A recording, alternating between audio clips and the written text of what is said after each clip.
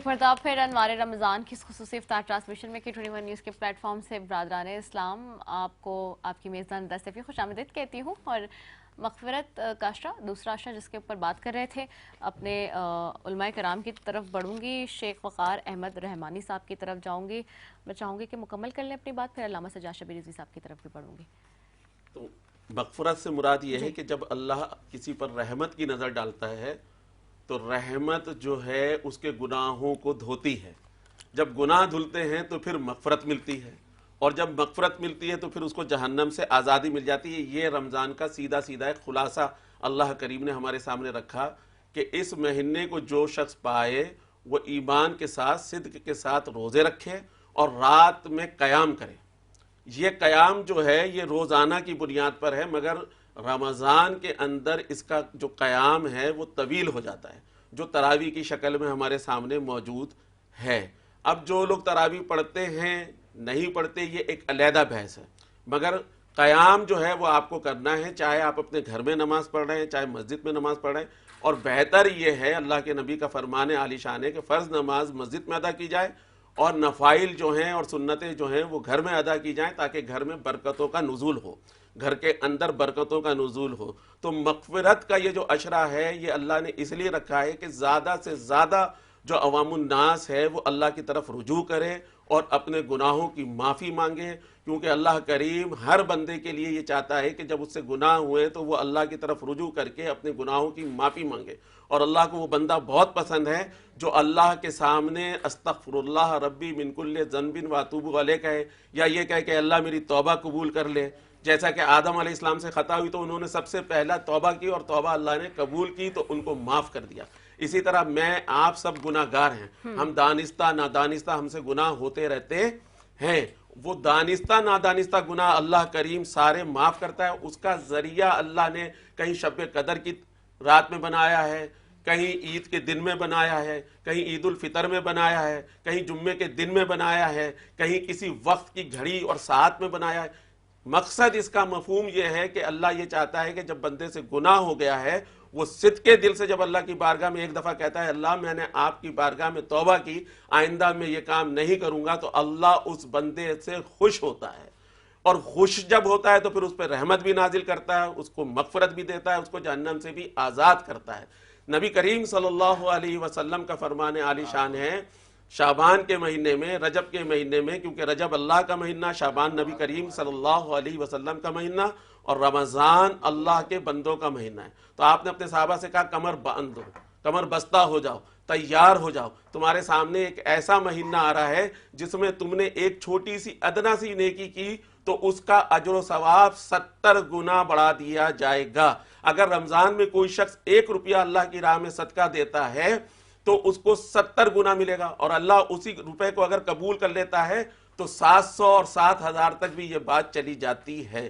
تو رمضان کا مہینہ اللہ کریم نے اس لیے بنایا ہے کہ جو ہم 11 مہینے میں ساری کوتاہیاں کر بیٹھتے ہیں تو اس ایک مہینے میں اللہ کی طرف رجوع کر کے اپنے گناہوں کی مغفرت کروا سکیں. بے شک جب تک مغفرت نہیں ہوگی آپ اور میں جنت میں نہیں جا سکتے ہیں. یہ یقین جان لیجئے, یہ یقین جان لیجئے کہ جنت میں جن لوگوں نے بھی جانا ہے. آج کچھ لوگ ایسے ہو گئے ہیں, آج کچھ لوگ یہ کہہ رہے ہیں جی ہمیں جنت کی پرواہ نہیں ہے, ہمیں جنت نہیں چاہیے. حضور آئے جنت کے لیے, آدم آئے جنت کے لیے علیہ السلام. اللہ نے آدم علیہ السلام کو بنانے کے بعد بھیجا کہاں؟ رہنے کے لیے, جنت میں. پھر جنت سے ان کو نکال دیا. آج اس جنت کی تک و دو کرنی ہے. قرآن پڑھ کے, روزہ رکھ کے, تسبیح پڑھ کے, ذکر کر کے, اذکار کر کے, درود پاک پڑھ کے, نیک کام کر کے, صدقہ دے کے, خیرات دے کے, زکوٰۃ دے کے, کسی بھوکے کو کھانا دلا کے, یہ سارے نیک کام ہیں.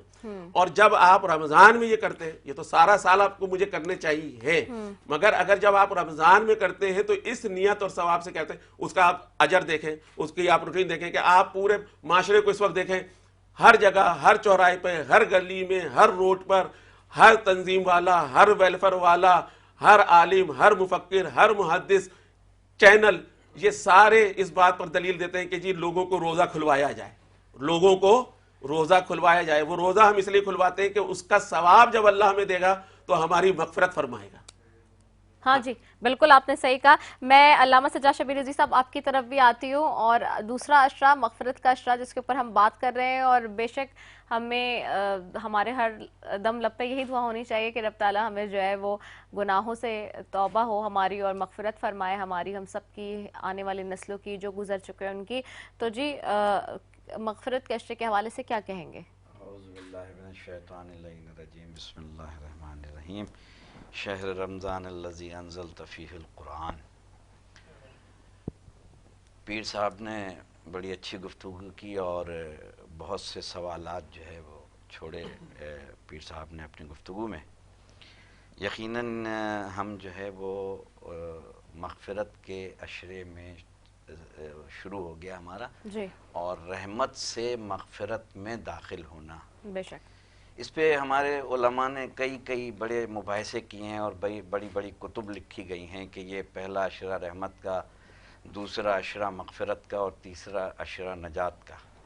آیا یہ پہلا یہ سوال یہ ہے کہ یہ جو تینوں عشروں کو اللہ نے ڈیوائیڈ کر دیا, تقسیم کر دیا, تو آیا کیا یہ سارے جتنے بھی روزہ رکھ رہے ہیں کیا یہ سب بخش دیے جائیں گے؟ کیا سب کو ہی مغفرت مل جائے گی؟ کیا سب کو نجات مل جائے گی؟ اگر اتنا آسان سا سودا ہوتا اور اتنی آسانی نجات ہو جاتی اور اتنی آسانی مغفرت ہو جاتی اور اتنی آسانی رحمت ہو جاتی, تو اللہ نے قرآن میں یہ نہ کہا ہوتا کہ میں نے بعض کو, انبیاء کو بعض پر فضیلت دی. ٹھیک ہے نا, جیسے پیر صاحب نے بڑی اچھی بات کی کہ سارے دن ایک جیسے نہیں ہیں, سارے انسانوں کے چہرے ایک جیسے نہیں ہیں, سب کے فنگر پرنٹس ایک جیسے نہیں ہیں. اس طریقے سے سب کی اعمال اور سب کی نیتیں ایسی نہیں ہیں, ایک جیسی نہیں ہیں. پہلے یہ دیکھنا ہوگا کہ یہ جو ہم نجات کے, ہم مغفرت کے عشرے میں جو آئے ہیں, یہ مغفرت کیا ہے؟ What is the meaning of مغفرت؟ جب تک ہمیں یہ نہیں سمجھ میں آئے گا کہ یہ مغفرت کیا ہے, تو اور پھر آخری عشرہ جو ہے وہ جہنم سے نجات کا ہے. تو امام جعفر صادق علیہ السلام سے ایک شخص نے پوچھا کہ فرزند رسول یہ مغفرت ہے کیا, کہ اللہ نے پہلے رحمت رکھی, پھر مغفرت رکھی, اور پھر جہنم سے جو ہے آزادی دے دی. معصوم نے فرمایا کہ مغفرت کی معنی ہے نجات کے, اور جس نے مغفرت کو پا لیا, نجات کو پا لیا, وہ جہنم سے آزاد ہوگا.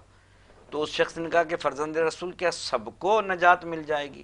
کہا نہیں, انہی کو نجات ملے گی جو رمضان میں ہدایت یافتہ ہوں گے. مقصد کیا ہدایت یافتہ کون لوگ ہوں گے؟ جنہوں نے رمضان کے رموز کو اور رمضان کے مقصد کو اور رمضان کی اس کو حاصل کیا ہوگا کہ یہ بھوک پیاس, یہ ساری چیزیں جو انسان کرتا ہے, جو ایکسرسائز کرتا ہے, اس کا نتیجہ جو آئے گا اس کے بعد پتہ چلے گا. جس طریقے سے جناب آدم علیہ السلام نے جو ہے وہ گندم کھایا اور انہوں نے ترک اولیٰ کے, معصوم کبھی غلطی نہیں کرتا.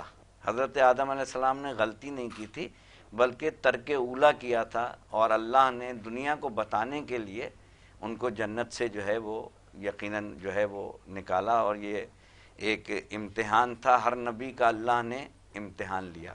تو یہ مغفرت جو ہے پیر صاحب, میں عرض کر رہا تھا آپ کی اجازت سے بزرگوار کہ یہ جو مغفرت جو ہے, یہ مغفرت اس وقت حاصل ہو سکتی ہے جب ہم نجات کے پیٹرن کو اور اس کے مقصد کو سمجھیں گے اور اس پہ کمپلائنس کریں گے. ضروری نہیں ہے کہ ہم کثرت عبادت کر رہے ہیں, ضروری نہیں ہے کہ ہم قرآن پڑھ رہے ہیں, ضروری نہیں ہے کہ ہم ساری, ہو سکتا ہے کہ اس میں ہم ریاکاری کر رہے ہوں, بالکل ہو سکتا ہے کہ ہم دکھاوا کر رہے ہوں. بالکل بہت اچھی بات کر رہے ہیں آپ علامہ سجاد شبیر سے. مجھے قطع کلائی معافی, بڑی معذرت کے ساتھ مجھے کٹ کرنا پڑ رہا ہے کیونکہ نیوز چینل ہے, آپ جانتے ہیں, اور اس وقت وزیر اعظم شہباز شریف صاحب جو ہے وہ کراچی آئے ہوئے ہیں, ہمیں ان کی طرف بھی جانا ہے. لیکن جانے سے پہلے جی میں انٹروڈیوس کرا دوں, ہمارے ساتھ ہمارے مہمان بھی بیٹھے ہیں.